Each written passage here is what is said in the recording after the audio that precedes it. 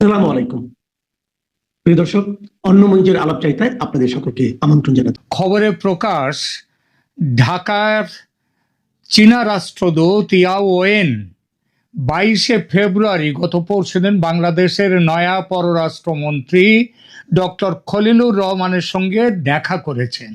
একটি স্বল্প সময়ের বৈঠকও হয়েছে দুজনের মধ্যে। বৈঠকটি বাংলাদেশ সরকার যা আদৌ গুরুত্ব দিচ্ছে না সেটা বোঝা যায়। বৈঠকের পর এ বিষয়ে বাংলাদেশের পররাষ্ট্র দপ্তর একটি শব্দও বলেনি, একদম চুপচাপ থেকেছে। যদিও চীনা রাষ্ট্রদূত বৈঠকের পর রীতিমতো সংবাদ সম্মেলন করে প্রকাশ করেছে বৈঠকটির খবর। কি নিয়ে হয়েছে বৈঠকটি? চীনা রাষ্ট্রদূত বলেছেন, কথা হয়েছে তিস্তা প্রকল্পের কাজ শুরু করা নিয়ে। তিনি আশা প্রকাশ করেছেন তিস্তা প্রকল্পের কাজ খুব শিগগিরই শুরু হবে। বাংলাদেশ তার উত্তরে কি বলেছে সেটা তিনি বলেননি। আর আগেই বলেছি, বাংলাদেশ এই বৈঠক নিয়ে একদমই স্পিকটি নট। বোঝা যাচ্ছে তিস্তা প্রকল্প অন্তত এই মুহূর্তে বাংলাদেশের অগ্রাধিকারের মধ্যে নেই। যদিও তিস্তা নিয়ে বাংলাদেশে কিছুদিন আগেও খুব আন্দোলন হয়েছে। সেই আন্দোলনের আগুনে অন্তর্বর্তী ইউনূস সরকার ধুনো দিয়েছে বটে ভারত বিরোধিতার আর এক এজেন্ডা হিসেবে। তবে এটাও ঠিক, তিস্তা বহু বছর ধরেই ভারত বাংলাদেশ আলোচনায় জোরালোভাবে উঠে আসছে। সেই হিসেবে তিস্তা বাঁচাও আন্দোলনের দীর্ঘ ইতিহাস ও যৌক্তিকতা রয়েছে। বাংলাদেশের দাবি আদৌ অযৌক্তিক নয়, কিন্তু কথাটা হচ্ছে, যার বিয়ে তার হুঁশ নেই, পাড়াপড়শির ঘুম নেই। তিস্তা নিয়ে উদ্বিগ্ন হওয়ার কথা ছিল তো বাংলাদেশের। তিস্তা নিয়ে চীনের এই উদ্বেগ বাংলাদেশের স্বার্থের কথা মাথায় রেখে নয়, চীনের নিজের ভূ রাজনৈতিক স্বার্থের কথা মাথায় রেখে। ইউনূস সরকার ভারত বিরোধিতার উদগ্র বাসনা থেকে চীনের সঙ্গে তিস্তা প্রকল্প নিয়ে, লালমনিরহাট বিমানবন্দর পুনর্নির্মাণ নিয়ে, মোংলা বন্দর নিয়ে নানা চুক্তি করেছে চীনের সঙ্গে। এটা আর কোনো গোপন খবর নয়। কিন্তু এই সব প্রকল্পে খুব স্বাভাবিকভাবেই ভারতের তীব্র বিরোধ রয়েছে, বিশেষত ওই তিস্তা প্রকল্প নিয়ে। বিরোধের কারণ শিলিগুড়ি করিডর বা চিকেন স্নেকের সুরক্ষাহীনতার আশঙ্কা এবং সেই সঙ্গে পুরো 7 সিস্টার্সের 7 রাজ্যে নিরাপত্তার সংকট। সুতরাং ভারত তিস্তা প্রকল্পের নামে চীন এই অঞ্চলে ঘাঁটি গেড়ে বসুক, এটা মানবে না কখনো। এরপর বর্তমানে ইউনূস সরকার বিদায় নিয়েছে ভারতের সক্রিয় সমর্থনে। আবার বলছি কথাটা, ভারতের সক্রিয় সমর্থনে। এটা আপনারা অনেকেই এতদিনে জেনে গেছেন। সেই সমর্থনে তারেক জিয়ার বিএনপি সরকার ক্ষমতায় এসেছে। এই পরিস্থিতিতে প্রমাদ গণেছে চীন। শুধু যে তিস্তা প্রকল্প সংকটে তা নয়, বাংলাদেশে চীনের যে বেল্ট অ্যান্ড রোড ইনিশিয়েটিভ বা বিআরআই প্রকল্প, সেটাও চৌপাট হতে বসেছে। চীন তাই পরিমরি করে খলিলুর রহমানের সঙ্গে বৈঠকে বসেছে 22 ফেব্রুয়ারি। তারপর বৈঠক সেরে সাংবাদিকদের ডেকে তিস্তা প্রকল্পের কাজ শিগগির শুরু হবে বলে আশা প্রকাশ করেছে।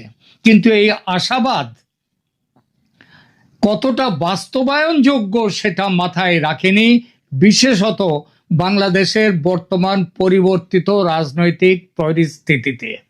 তিস্তা প্রকল্পটি যে একাধিক ভেটো পয়েন্টে আটকে যেতে পারে, রাজনৈতিক দিক থেকে, অর্থনৈতিক দিক থেকে, এমন সন্দেহের যথেষ্ট কারণ আছে। ডিপ্লোম্যাটিক সিগন্যালের সাথে বাস্তব বাধা ঝুঁকির যে একটা লেয়ার, এই দুটোকে আলাদা করে দেখলে আলোচনাটা বেশি পরিষ্কার হয়। সেই চেষ্টা করব এই প্রতিবেদনে। তিস্তা নদী ব্যবস্থাপনা ও পুনরুদ্ধার প্রকল্প নিয়ে ঢাকা বেইজিংয়ের আলোচনা দীর্ঘদিনের।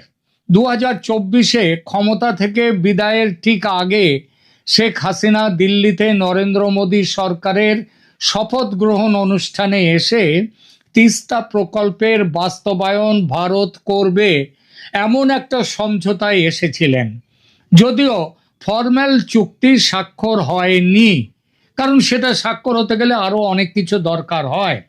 দিল্লির সফর শেষে হাসিনা চীনে যান 2024-এর ওই মে মাসের শেষেই চীনে যান। সেখানে তিস্তা নিয়ে ভারতের সঙ্গে সমঝোতার বিষয়টি চীনা নেতৃত্ব যখন জানতে পারল, তখন শেখ হাসিনার সঙ্গে এতটাই ঠান্ডা ব্যবহার করতে লাগলো যে প্রায় অপমানিত হয়ে প্রধানমন্ত্রী হাসিনা তার সফর কাটছাট করে তাড়াতাড়ি ফিরে আসেন দেশে।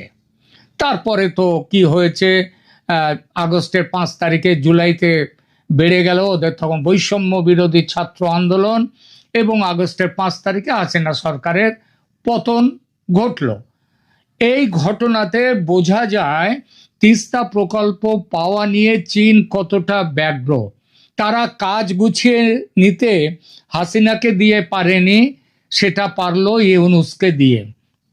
কিন্তু একটা অবৈধ অনির্বাচিত সরকারের সঙ্গে চুক্তি যে পরবর্তী নির্বাচিত সরকার মানবে এমন কোনো বাধ্যবাধকতা নেই, আর চুক্তি থেকে বেরিয়ে আসার যে ক্ষমতা সেটা সব দেশেরই থাকে। যেমন এই বাংলাদেশের ইউনূস সরকার ক্ষমতায় এসে বারবার বলেছে ভারতের সঙ্গে যেসব চুক্তি হয়েছে সেসব চুক্তি তারা খতিয়ে দেখে সেগুলো বাতিল করবে, যেটা বাংলাদেশের স্বার্থবিরোধী হলে, যদিও 18 মাসে সেটা বিশেষ কিছুই করতে পারেনি সবার ওপর। সুতরাং যে চীনের সঙ্গে ইউনূস সরকারের যে চুক্তি হয়েছিল তিস্তা প্রকল্প নিয়ে, সেটা যে তারেক সরকার মানবে এমন কোনো বাধ্যবাধকতা নেই। সবার ওপর ভারতের সম্মতি না নিয়ে তিস্তা প্রকল্প বাস্তবায়ন হচ্ছে একটা অসম্ভব ব্যাপার। শেখ হাসিনা সেই চেষ্টা করেছিলেন যে ভারতকে সঙ্গী নিয়েই কাজটা করতে। তারেক রহমান সরকারকেও সেটাই করতে হবে, এছাড়া পথ নেই।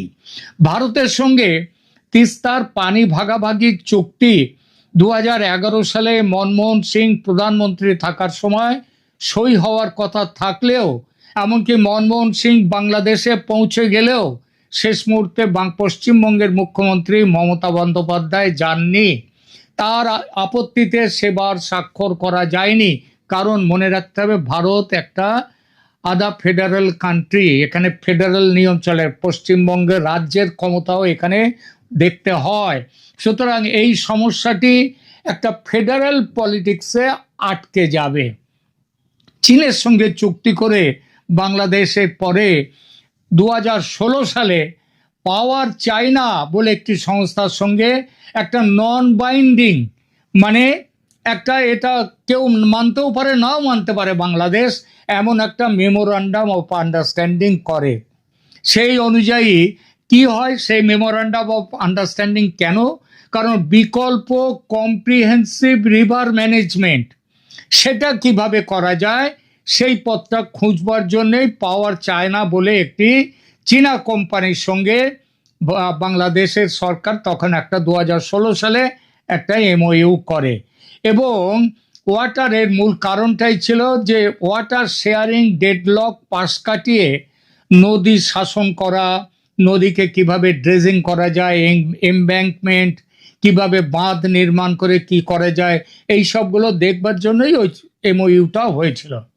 ভারত কেন অস্বস্তিতে থাকবে? তার কারণ ভারতের দিক থেকে কিভাবে বাধা আসতে পারে। দেখুন, ভারতের আপত্তি শুধু জল ভাগাভাগি নিয়ে নয়, তিস্তাকে ঘিরে চীনা উপস্থিতি স্ট্র্যাটেজিক জিওগ্রাফি ইস্যু হিসেবেও দেখতে হবে, কারণ প্রকল্পটি সীমান্ত ঘেঁষা, ভারত সীমান্ত ঘেঁষা, সংবেদনশীল অঞ্চলের নিকটবর্তী।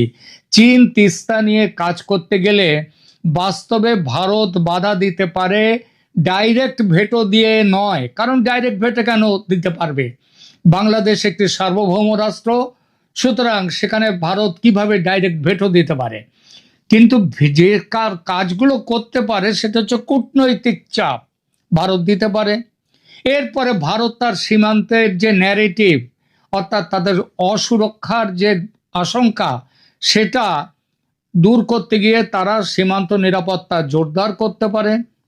এবং তৃতীয়ত, বাংলাদেশের সিদ্ধান্ত প্রক্রিয়ায় আলোচনার মাধ্যমে নানা ধরনের সময় বাড়াতে পারে, অনিশ্চয়তা তৈরি করতে পারে। আর একটি বাস্তব বাধা হলো তিস্তার পানি প্রবাহের ওপর আপস্ট্রিম নিয়ন্ত্রণ, অর্থাৎ তিস্তার পানি ওপর থেকে নিচে নেমে আসছে বাংলাদেশের দিকে। সুতরাং ওপরের যে জল নিয়ন্ত্রণের যে ব্যাপারটা, সেটা ভারতের হাতে। কাজেই নদীর যে প্রবাহ, সেই প্রবাহটা ভারতের হাতে, ভারতের দখলে। এর ফলে যে সেটা থাকলে কখন কি ছাড়বে না ছাড়বে ইত্যাদির ব্যাপারগুলো নিয়ে যদি চীন কাজ করতে যায় সেখানে তিস্তা প্রকল্প, তাহলে তাদের প্রজেকশন বারবার রিভাইজ করতে হবে।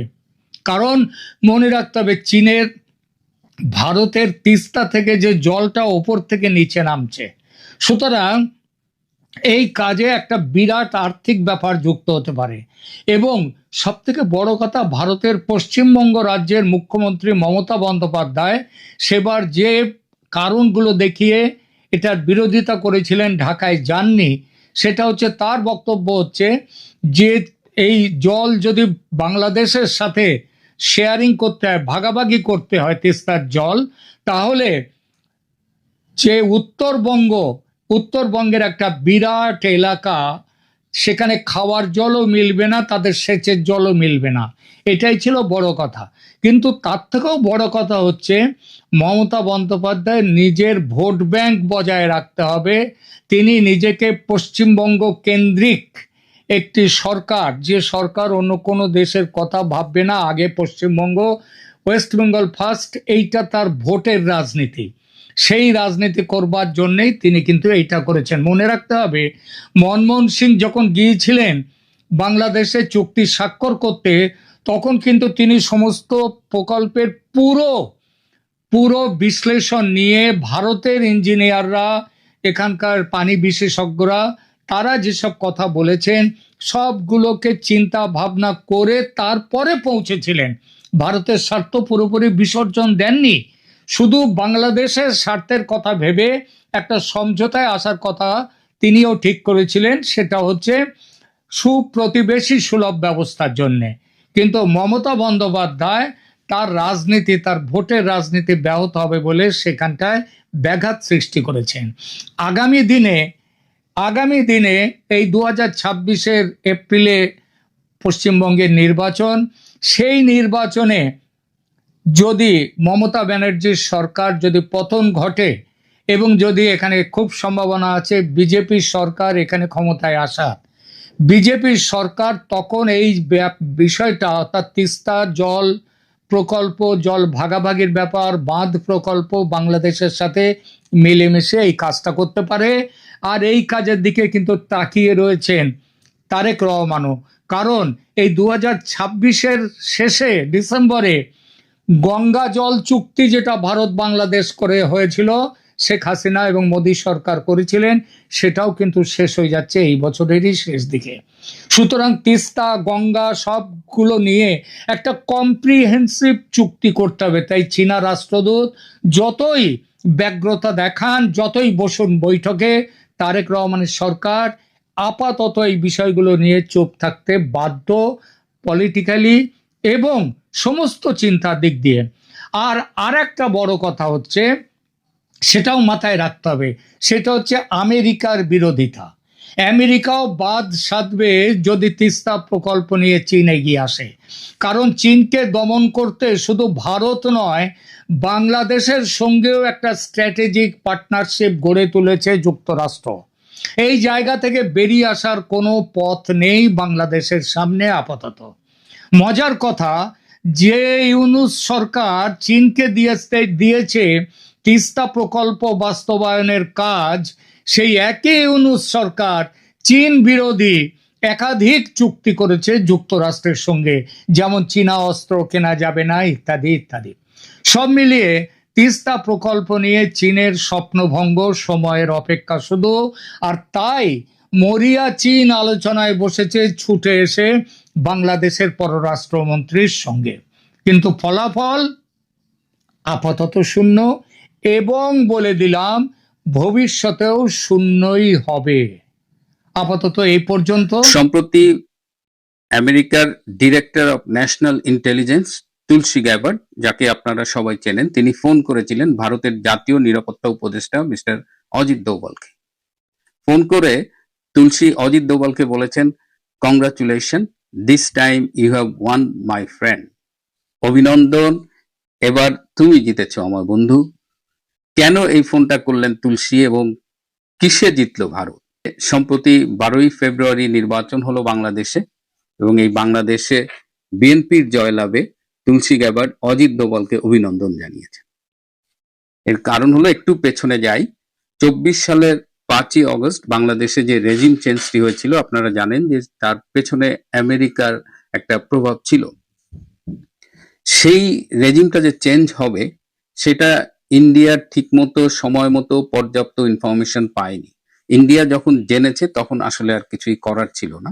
তো সেই রেজিম চেঞ্জে ইন্ডিয়াকে সাইড লাইনে রেখে, অনেকটা অন্ধকারের ভেতরে রেখে আমেরিকাই সবকিছু করেছিল, এবং সেই ব্যাটেলে কিন্তু আমেরিকা জিতেছিল।